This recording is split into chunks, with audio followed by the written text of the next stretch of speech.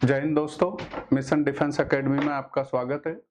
और आज मैं बहुत सारा करंट जीके के क्वेश्चन लेके आया हूं और वो इतने इम्पोर्टेंट क्वेश्चन हैं कि करंट का जो भी कॉन्सेप्ट आपके आएगा, जो भी पेपर में आएगा, वो यहीं से आएगा।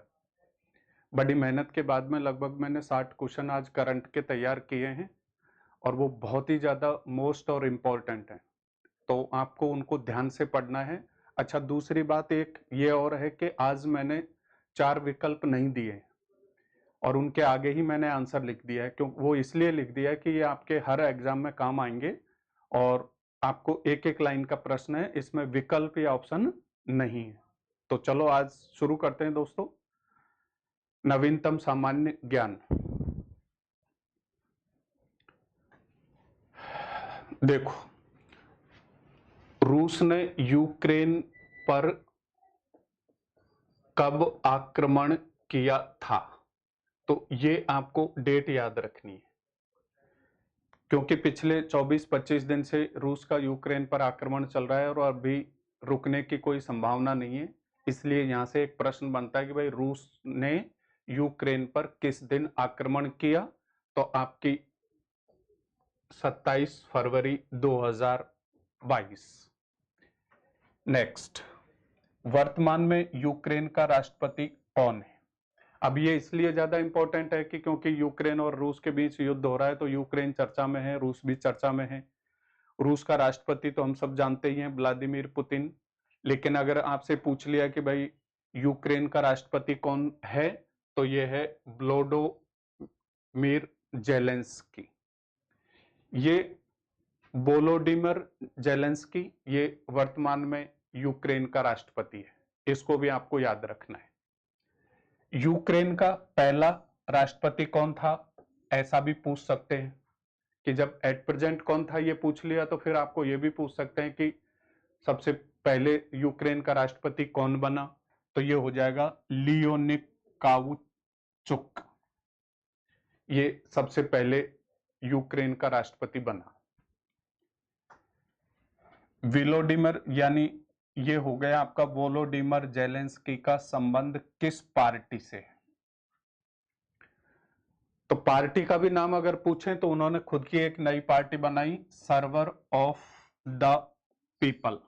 अच्छा, इस नाम से उन्होंने एक कॉमेडी सीरियल बनाया था और वो यूक्रेन में इतना पॉपुलर हुआ कि उसकी पॉपुलैरिटी इतनी चरम पर पहुंच गई, उसी से प्रभावित होकर के उसने उसी के नाम पर अपनी एक पार्टी बनाई जेलेंस्की ने, और उसी पार्टी के आधार पर उसने इलेक्शन लड़ा और भारी बहुमत से इसकी पार्टी को सफलता मिली और वो यूक्रेन का राष्ट्रपति बन गया। तो देखो, आक्रमण कब हुआ? 27 फरवरी। वर्तमान में यूक्रेन का राष्ट्रपति कौन है? Vladimir Zelensky. यूक्रेन का पहला राष्ट्रपति कौन है? Leonid couch. और वोलोडिमिर जेलेंस्की का संबंध किस पार्टी से है? तो पार्टी का नाम servant of the peoples. Ukraine से भारतीयों को भारत लाने के लिए कौन सा ऑपरेशन चलाया गया? किस ऑपरेशन के तहत यूक्रेन से भारतीयों को देश वापस लाया गया? इसके लिए एक ऑपरेशन चलाया जिसका नाम था ऑपरेशन गंगा। तो ये भी बहुत महत्वपूर्ण प्रश्न है। ये पूरी पूरी संभावना है कि आपके एग्जाम में आएगा ही आएगा। चलो दोस्तों, अगले टॉपिक पर चलते हैं। देश का पहला चीफ ऑफ डिफेंस स्टाफ कौन था? Chief of defence staff means CDS. और ये आपको काफी बार मैंने बताया भी है, विपिन रावत साहब। विपिन रावत देश के पहले चीफ ऑफ डिफेंस स्टाफ रहे और आज इनके स्थान पर कार्यवाहक रूप में मनोज मुकुंद नरवणे कार्यरत हैं। अगला क्वेश्चन, राष्ट्रीय टीकाकरण दिवस कब मनाया जाता है? ये नया दिवस शुरू किया है, राष्ट्रीय टीकाकरण, और ये आपके कोरोना वायरस से संबंधित है। तो जब भी कोरोना वायरस की जो वो लगी थी टीका, उसको राष्ट्रीय टीकाकरण दिवस के रूप में मनाने का निर्णय लिया है 16 मार्च को। हाल ही में भारत ने यूक्रेन से अपना दूतावास कहाँ स्थापित कर दिया? तो भारत का जो दूतावास था वो यूक्रेन की राजधानी कीव में था। अब क्योंकि वहां युद्ध चल रहा है, बमबारी हो रही है, गोलाबारी हो रही है, तो भारत ने अपना दूतावास जो है सुरक्षित स्थान पर शिफ्ट कर दिया है, और ये पोलैंड में। ये भी बहुत ज्यादा इंपॉर्टेंट है, इसको तो आपको डिटेल में याद रखना ही पड़ेगा, बिल्कुल रट ही लो, क्योंकि ये बहुत महत्वपूर्ण करंट का क्वेश्चन बनता है कि यूक्रेन से दूतावास भारत ने कहां स्थापित कर दिया? पोलैंड। अंतरराष्ट्रीय गणित दिवस, देखो ये भी एक नया दिवस प्रारंभ किया है। तो अंतरराष्ट्रीय गणित दिवस ये 14 मार्च को प्रत्येक वर्ष मनाया जाएगा। पाई दिवस कब मनाया जाता है? 14 मार्च। और पाई का आविष्कार किसने किया? तो पाई का आविष्कार किया आर्यभट्ट ने। आर्यभट्ट एक मशहूर भारतीय गणितज्ञ था, जो आपको भली भांति पता है, और ये चंद्रगुप्त विक्रमादित्य के समय था। इसी ने पाई का मान निर्धारित किया, और इसी उपलक्ष्य में अंतरराष्ट्रीय गणित दिवस और पाई दिवस के रूप में मनाया जाता है, दोनों ही 14 मार्च को। नेक्स्ट, सुषमा स्वराज पुरस्कार किस सरकार द्वारा दिया जाता है?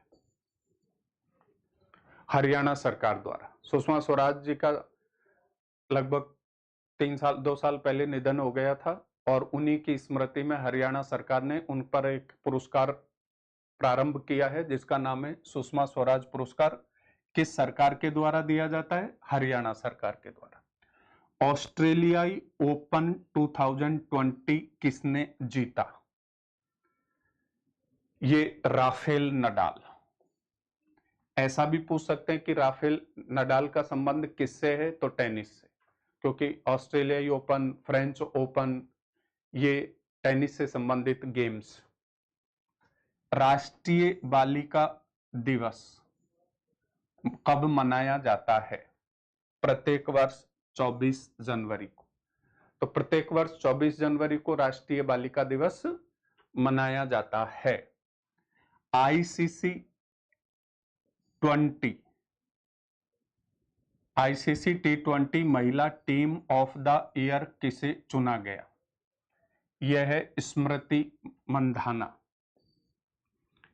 2021 में आईसीसी ने T20 महिला टीम ऑफ द ईयर किस खिलाड़ी को चुना गया? तो स्मृति मंधाना। कैप्टन विक्रम बत्रा की प्रतिमा का अनावरण कहां किया गया? ये हिमाचल प्रदेश में।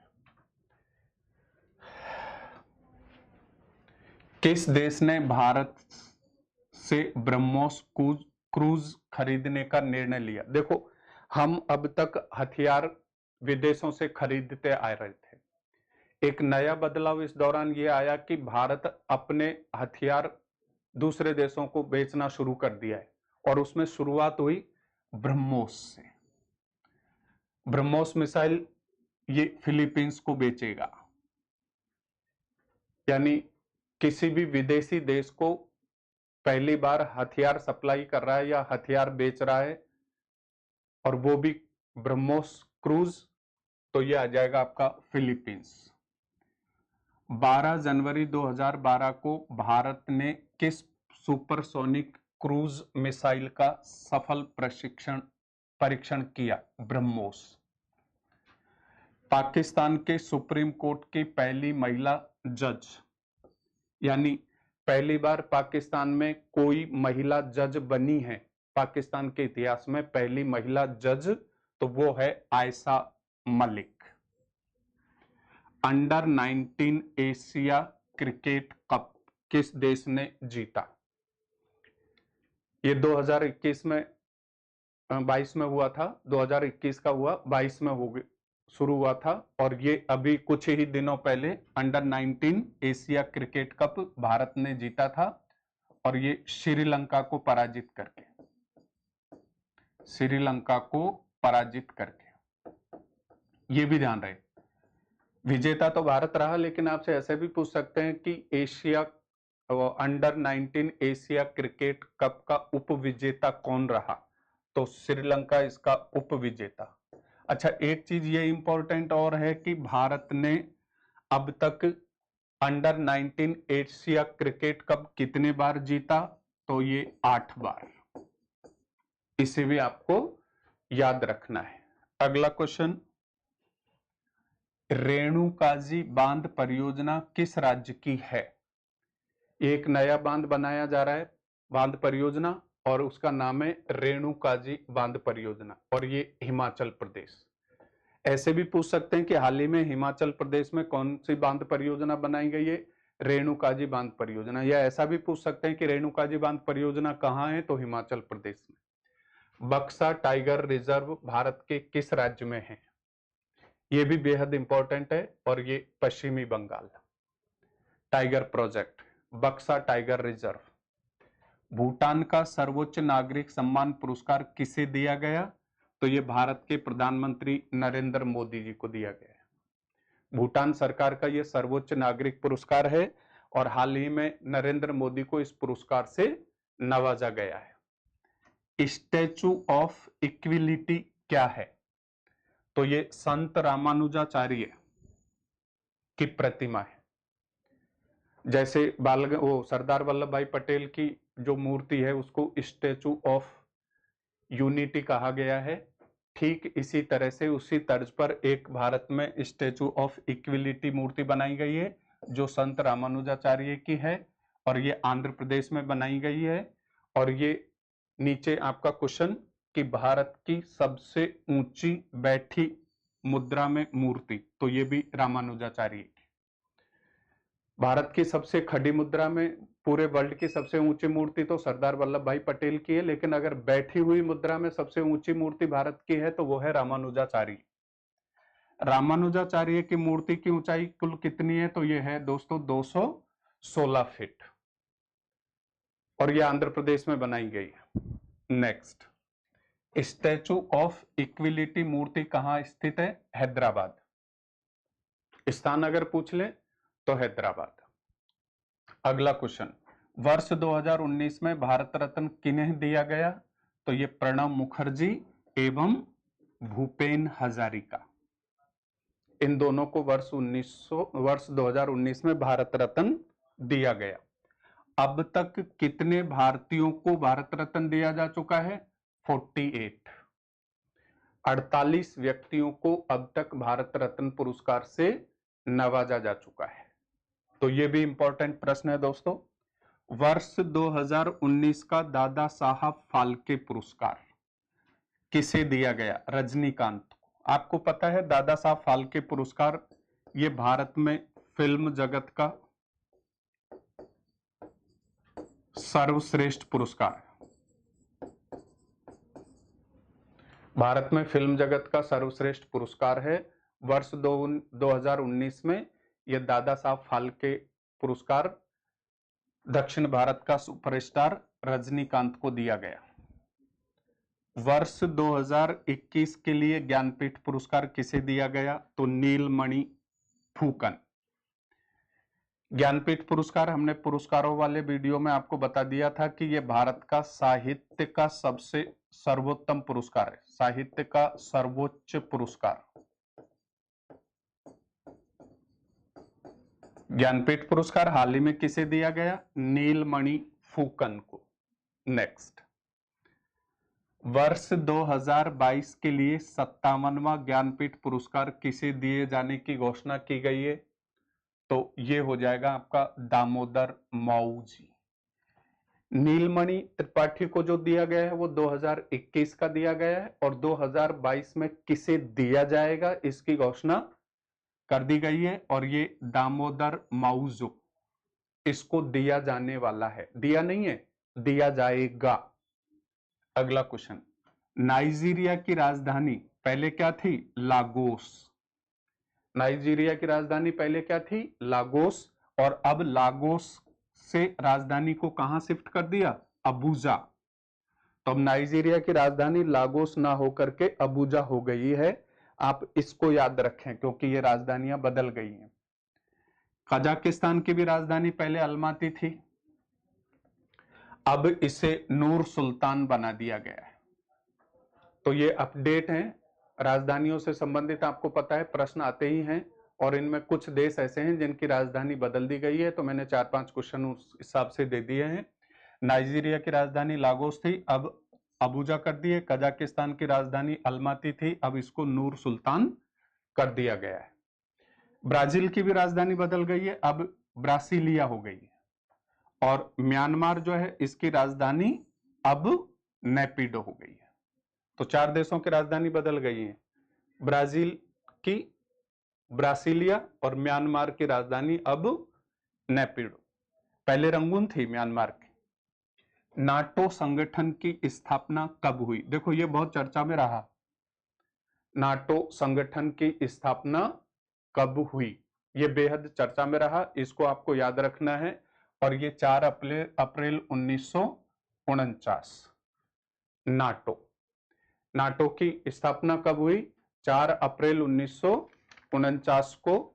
और वर्तमान में नाटो में सदस्य देशों की संख्या कितनी है? तो ये हो गई आपकी 30। नाटो के सदस्यों की संख्या कितनी हो गई? 30। ये 49 हो जाएगा। और वर्तमान में नाटो में कुल सदस्य देशों की संख्या 30 है। नाटो का पूरा नाम क्या है? उत्तरी अटलांटिक संधि संगठन, यानी नॉर्थ अटलांटिक ट्रीटी ऑर्गेनाइजेशन, यानी North Atlantic Treaty Organization, that means NATO. ये नाटो का पूरा नाम है। हाल ही में किन 5 राज्यों में चुनाव संपन्न हुए?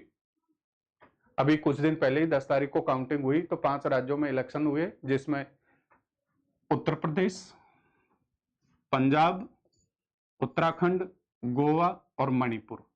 अगर हम पंजाब की बात करें तो पंजाब में आम आदमी पार्टी की सरकार बन गई है,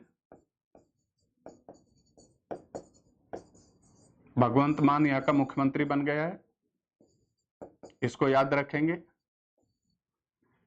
पहले चन्नी साहब थे, अब भगवंत मान हो गए। उत्तर प्रदेश में बीजेपी रिपीट हो गई, उत्तराखंड में रिपीट हो गई, गोवा में रिपीट हो गई, और मणिपुर में जो है बीजेपी की खुद की सरकार बन गई। ऑस्कर पुरस्कार 2021 सर्वश्रेष्ठ फिल्म का पुरस्कार किसे दिया गया? तो यह है नोमैडलैंड। वर्ष 2021 में ऑस्कर पुरस्कार किसे दिया गया? दो फिल्म नोमैडलैंड, इसको दिया गया। यह बेहद चर्चा में रही।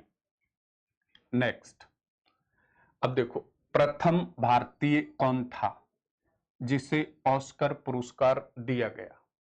यानी आज तक किसी भी भारतीय फिल्म को ऑस्कर पुरस्कार नहीं मिला है। पहली बार अगर किसी भारतीय व्यक्ति को ऑस्कर पुरस्कार दिया गया तो वो हैं भानु अथैया साहब। भानु अथैया ये पहले भारतीय हैं जिन्हें ऑस्कर पुरस्कार दिया गया। मैं पहले भी आपको बता चुका हूं कि ऑस्कर पुरस्कार जो है अमेरिका सरकार देती है, और फिल्म जगत का पूरे वर्ल्ड का ये सर्वश्रेष्ठ पुरस्कार है। दुर्भाग्य की बात यह है कि अब तक किसी भी भारतीय फिल्म को ऑस्कर पुरस्कार नहीं मिला है, लेकिन व्यक्ति विशेष की अगर हम बात करेंगे तो ये पहला व्यक्ति था जिसको ऑस्कर पुरस्कार दिया गया गांधी फिल्म की भूमिका निभाने के लिए। ओलंपिक खेल 2021, अच्छा ये होने थे 2020 में। होने कब थे?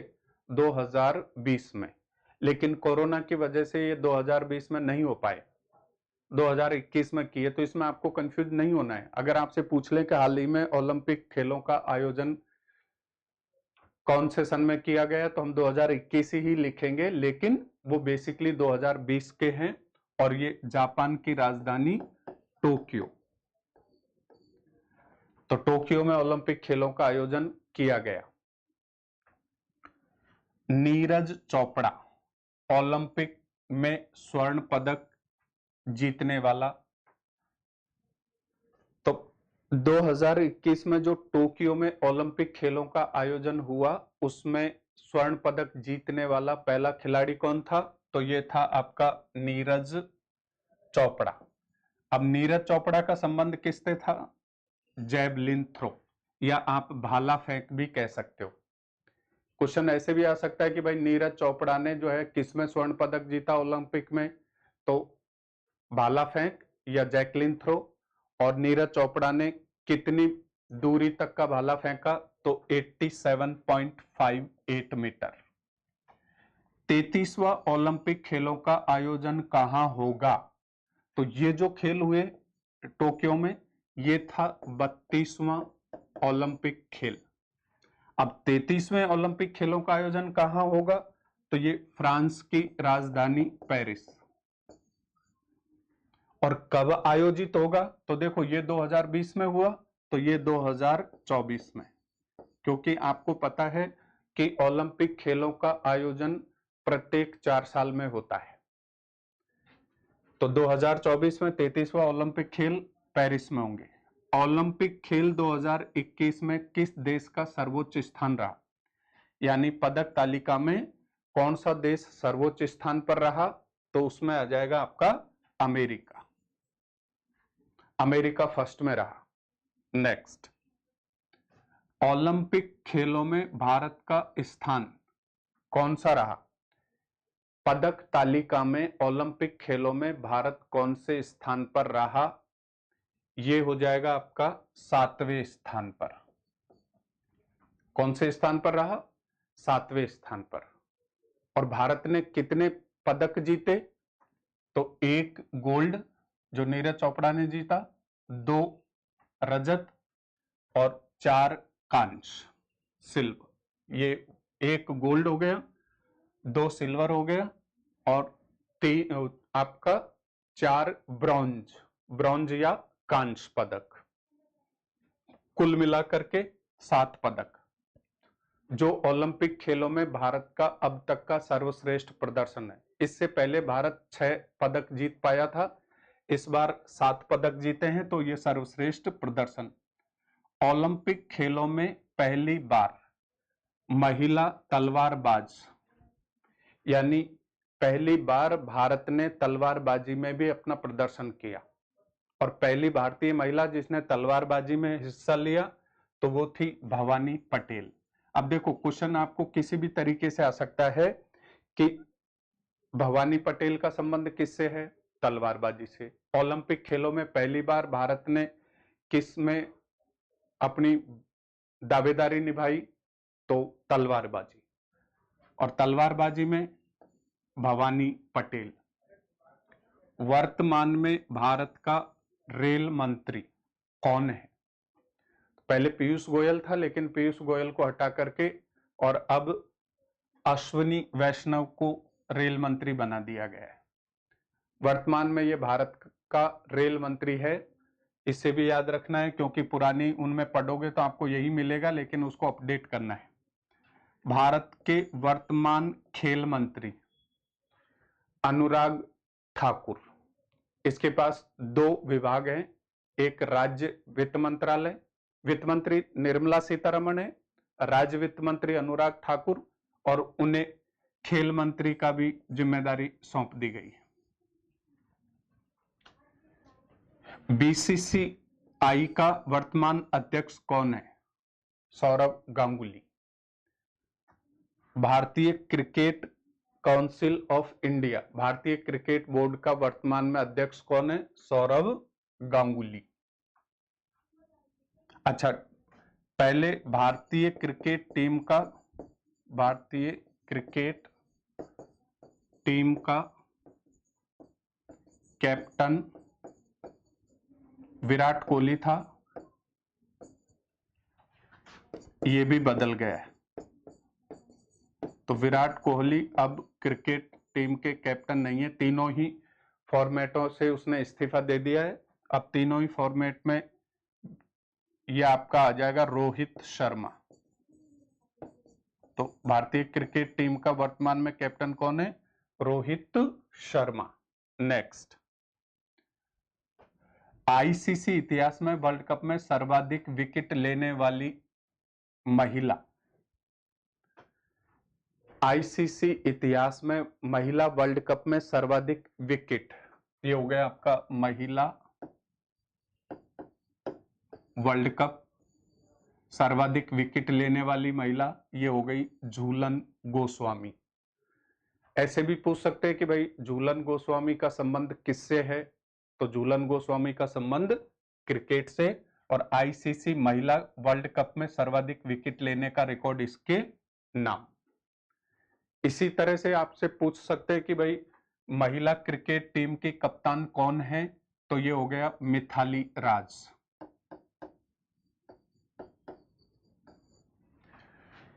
पहली भारतीय महिला है जिसने सबसे अधिक रन बनाने का रिकॉर्ड बनाया है, मिथाली राज। भारतीय तटरक्षक बल का अध्यक्ष कौन है? भारतीय तटरक्षक बल का अध्यक्ष ये राजीव पाठक, राजीव पाठक। भारत का सबसे बड़ा इलेक्ट्रिक वाहन चार्जिंग स्टेशन, यानी इलेक्ट्रिक व्हीकल्स के लिए जितने भी 2025 तक मैक्सिमम जो है सारी टू व्हीलर फोर व्हीलर जो है वो इलेक्ट्रिक वाहन के उसमें आ जाएंगे। जगह जगह चार्जिंग स्टेशन बनाए जा रहे हैं, लेकिन सबसे बड़ा चार्जिंग स्टेशन जो है वो गुरुग्राम में, यानी गुड़गांव, पुराना नाम, वर्तमान में इसका नाम गुरुग्राम, ये भी याद रखेंगे। वर्तमान में कार्यवाहक सीडीएस किसे बनाया गया है? मनोज मुकुंद नरवणे। देखो सीडीएस जो था ये पद सृजित किया गया और 3 साल के लिए इसका अध्यक्ष होता है। बीच में ही आपके विपिन रावत साहब की डेथ हो गई तो उनके स्थान पर कार्यवाहक रूप में मनोज मुकुंद नरवणे को ये जिम्मेदारी सौंप दी गई है, तो वर्तमान में ये इसके अध्यक्ष। वर्तमान नौसेना अध्यक्ष कौन है? नौसेना का वर्तमान में अध्यक्ष कौन है? तो ये हो जाएगा आर हरि कुमार। मिस्टर हरि कुमार वर्तमान में नौसेना अध्यक्ष है। ये अभी बनाया गया है दिसंबर के आसपास। वर्तमान में भारत के थल सेना अध्यक्ष तो मनोज मुकुंद नरवणे, ये थल सेना अध्यक्ष भी हैं और इनको कार्यवाहक सीडीएस भी बना रखा है, तो दोनों ही पदों की जिम्मेदारी वर्तमान में ये अकेले निभा रहे। वर्तमान वायुसेना अध्यक्ष, वर्तमान में वायुसेना का अध्यक्ष कौन है? तो ये है वी आर चौधरी। वायुसेना अध्यक्ष वी आर चौधरी। नेपाल के प्रधानमंत्री कौन है? आज की तारीख में नेपाल के प्रधानमंत्री कौन है? तो ये हो गया आपका शेर बहादुर देउबा, शेर बहादुर देउबा। लता मंगेशकर जिनका हाल ही में निधन हो गया, किससे संबंधित थी? तो संगीत से। अगर क्वेश्चन आ जाए कि लता मंगेशकर जिनका हाल ही में निधन हो गया किससे संबंधित थी? संगीत से। लता मंगेशकर का उपनाम तो स्वर कोकिला, स्वर कोकिला।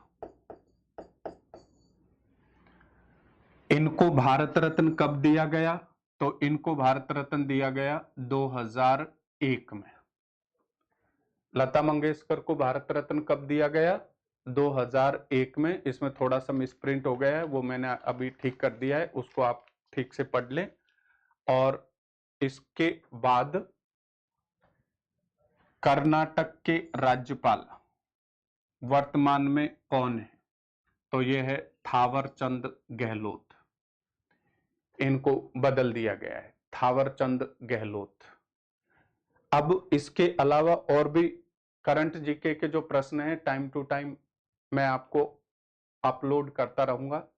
जैसे अभी हाल ही में पूछ लिया कि कर्नाटक में एक विवाद हो गया था हिजाब को लेकर के, तो किस राज्य में हिजाब को लेकर के हाल ही में विवाद हुआ, तो वो हो जाएगा आपका कर्नाटक। ऐसे और भी बहुत सारे प्रश्न हैं जो समय समय पर आपको अपलोड करते रहेंगे, और करंट जीके के जो क्वेश्चन हैं वो आपके बहुत आते भी हैं, इसीलिए मैंने 4 विकल्प ना दे करके एक एक लाइन का विकल्प दे दिया है, ताकि आपको याद रखने करने में और रट्टे मारने में आसानी रहेगी। आगे अगर आपको लगे कि मुझे 4-4 विकल्प देने चाहिए तो आप कमेंट्स बॉक्स में जाकर के कमेंट्स कर दें, हम 4-4 विकल्प के भी क्वेश्चन ले आएंगे। जिसमें आपकी खुशी है उसमें ही हम खुश हैं। तो जो सा भी सुझाव हो, सजेशन हो, आप कमेंट्स बॉक्स में जाकर के और हमें सुझाव दे सकते हैं। धन्यवाद।